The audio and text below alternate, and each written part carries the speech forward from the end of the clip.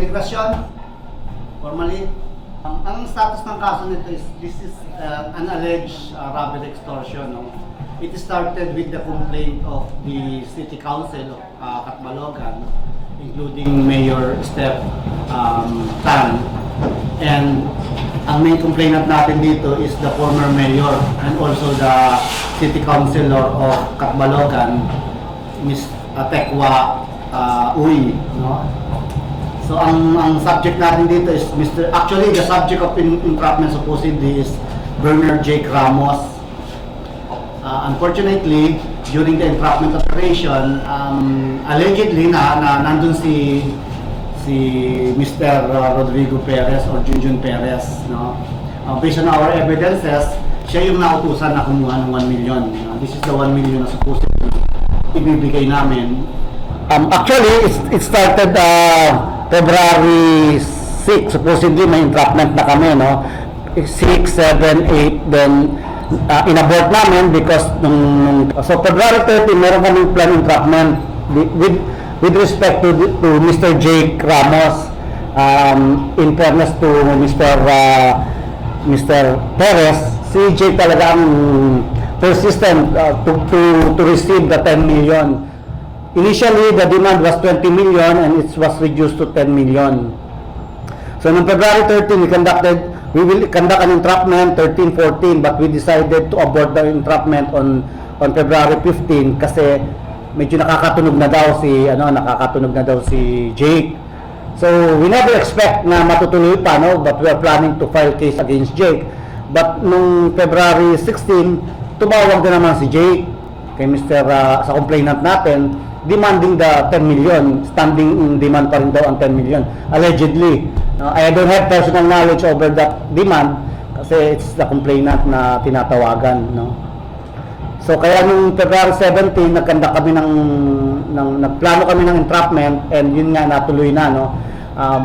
Mr. Jake was so elusive, ayaw niyang kunin ng pera, and based on our evidences na hawak namin, si Mr.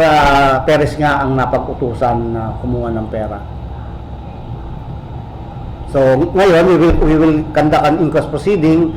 We will bring Mr. Perez to City Prosecutor of Catbalogan and we will charge him for frustrated robbery extortion. Sir, after the inquest proceeding, after inquest proceeding, they have the option to post bail or to waive the rights pending resolution. I don't know. His counsel is more in position to do whatever legal action that they were going to pursue. So it's bailable pala sir? It's a bailable offense. It's not a heinous crime. It's a bailable offense. Kay Sir Junjun, may comment po ba kayo dito sa attorney? So, good morning. I am Attorney Alexander P. Bolok, standing counsel of former Councilor Junjun Perez. For now, we haven't seen any complaint or proper charges against my client, so we cannot make any comment as to the contents of these specific allegations. For now, we will just be submitting to inquest proceedings and then thereafter, we will immediately post bail to regain our freedom. That would be all for now. Any more questions? Sir, may we ask why were you there? That is not a good question because it will expose my client to incriminating answers. For now, as I said earlier, we haven't seen any complaint or appropriate charges against my client. What we will be doing now is to submit himself to inquest proceedings and then immediately post bail. Okay. This is a bailable offense. No way that we can be denied of our right to bail. Okay. We will request that he should be included in the inquest proceeding, after which, if the prosecutor will include him and the case will be filed in court, she has also the right to post bail and maybe definitely an arrest warrant will be issued against him. Currently, we considered him as at large. Pwede. May comment ka? May pasisirin ka? No comment. Okay. Initially, Mr. Jake already received, actually the demand is 20 million, it was reduced to 10 million. Nakapagbigay nga nung February 8 ng 50,000 in exchange of a copy of the complaint ni Jake sa ombudsman, no? That is for 50,000. Then another 25,000 kasi Mr. Jake was so eager to get the 10 million or parang naging earnest money yung 25,000 to make para makita yung sincerity nung complainant, no? So binigyan namin siya ng 25,000 and all these things are documented. We have evidence to prove na talagang may bigayan. So 75,000. Initial then this supposed 1 million. During the trap nan sir, wala doon si Mr. Ramos. Wala kasi ang base evidence natin ng mga text messages, series of text messages si ano ang pinapupunta niya, si Junjun. Kilala mo, Sir Junjun, kilala mo si Jake Ramos? Yes. Kilala mo.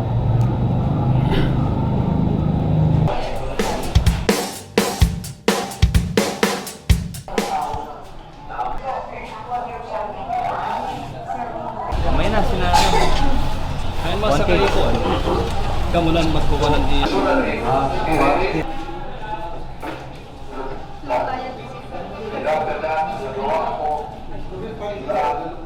Mangod mo ni Romel. Aspira protoba din ni Tete. Naroon siya. Napuntahan namin ang lugar. At yung sinasabi, Inspector Patanay na mastermind for finance. Sabi, kung wala po, siya po.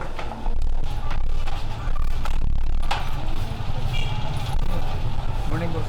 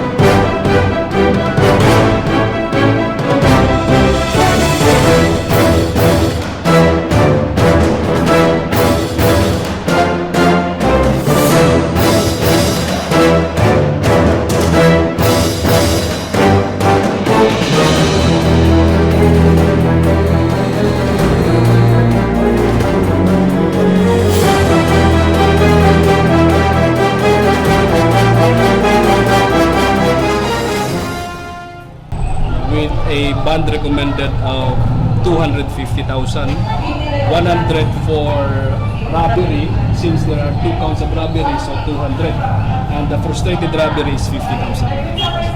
So all in all, the bond recommended is 250,000 for the 3 offenses. Yes, of course. After he is able to post bail, there will be a corresponding order of release addressed to the Bureau who presently has the custody of Junjun Perez. Pero actual nga gin araw nga bail is how much money? It is the prosecutor who fixed the bail.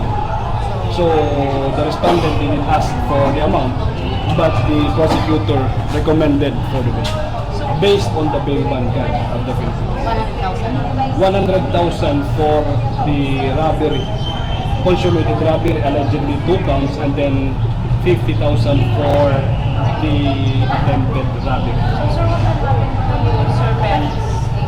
In the meantime, after he is able to post bail, we will be filing our countervailing evidence.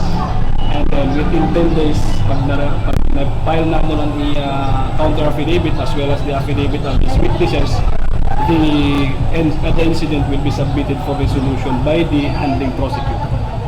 And according to Fiscal 5, after we file our counter affidavit and the affidavit of our witnesses, the incident will be resolved by their office within 15 days.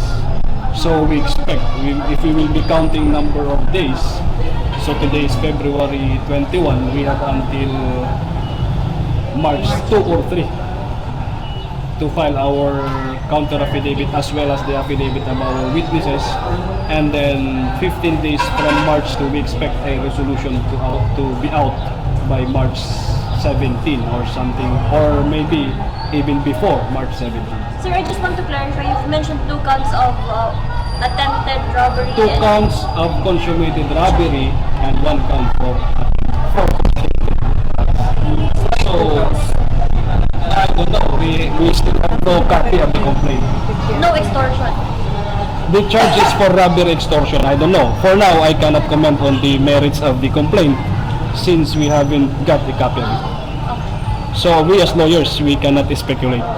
We have to read thoroughly the complaint, and then from their allegation, that is the time that we have to draft our defenses. But definitely you're posting bail today. Yes, of course.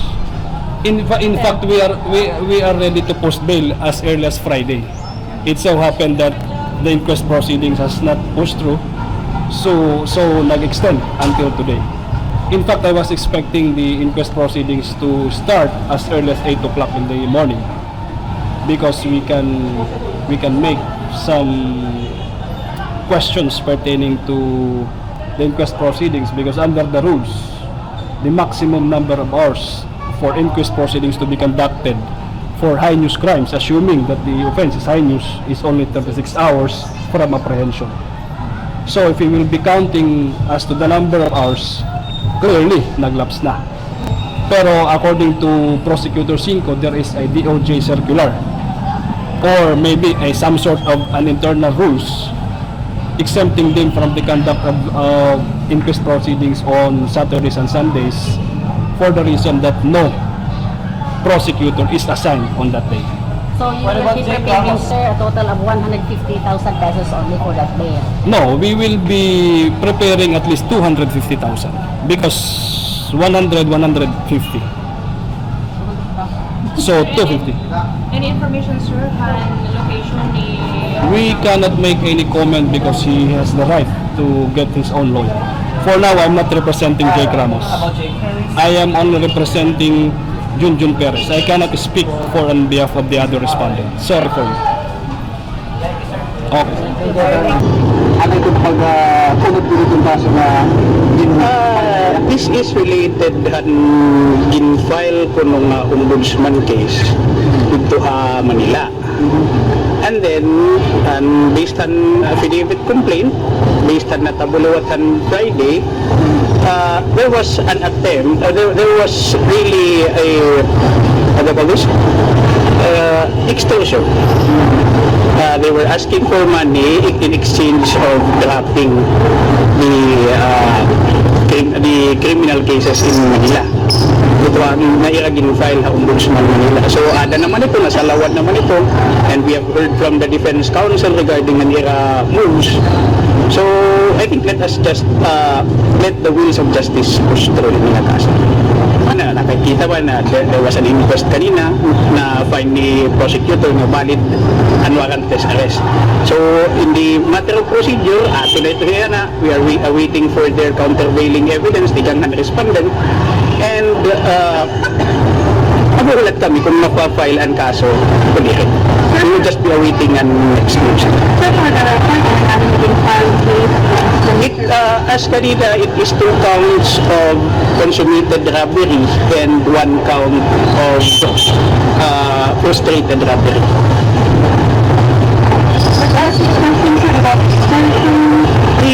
Under kasi ako, we have no knowledge pa. I haven't yet read the complaint yet. But this robbery is, in layman's term, it is extortion. But legally, it is termed as robbery. Yes. Sir, but as to Ramos, if we file this in case? Yes. We are awaiting the prosecutor would be issuing the subpoena for him to submit his counter affidavit regarding the charges leveled against him. The respondent does not choose to submit this counter affidavit, the prosecutor would be deciding the case based on the merits, based on the submission of the affidavit of the private complainant at the NBI. So wala siyang chance. He waived his right to file his counter affidavit. Not necessarily na wanted na siya, not necessarily that there will be a warrant of arrest, but that is for the prosecutor to decide. Thank you, sir. Your attorney, Sir Cado. Sir Pat. Crispin.